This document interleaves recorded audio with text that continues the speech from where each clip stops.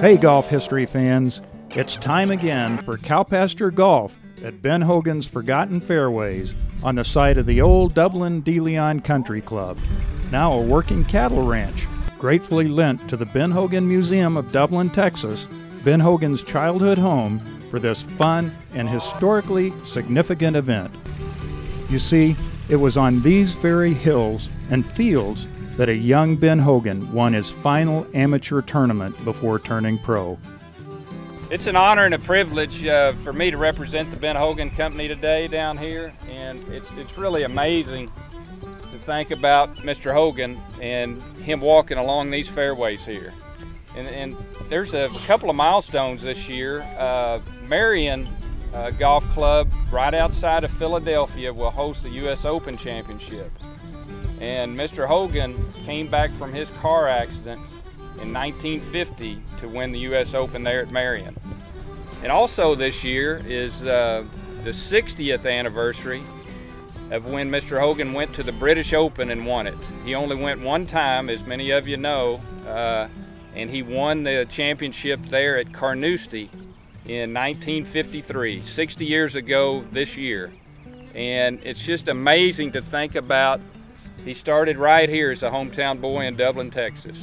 And to be able to walk here and hone his game and then to do something like that, you know, what Karen and all of y'all have done here in Dublin with the museum to honor and celebrate his life and to preserve that legacy all came from here.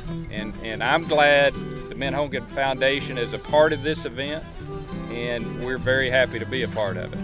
A barbecue lunch would be served to contestants and guests. Stories would be swapped, and there would even be a book signing by Jeff Miller, author of Grown at Glen Garden, the early story of Ben Hogan and Byron Nelson. You know, golf was a sport back in the 20s, 30s, and even into the 40s. It really wasn't highly valued on the American sports scene. I mean, professional golfers were not considered among the elite athletes, and they were sort of looked down upon. And Ben Hogan was one of the first professional golfers who was determined to work as hard as he could, and the phrase, you know, dug out of the dirt is very famously connected with his career. But he was really one of the forerunners of putting in practice above and beyond just hitting a few range balls and knocking a few putts on the practice green.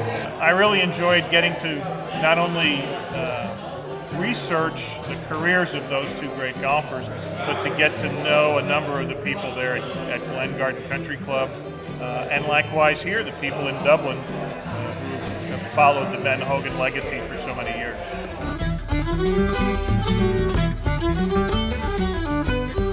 Sure, somebody would win, and someone else would come in second.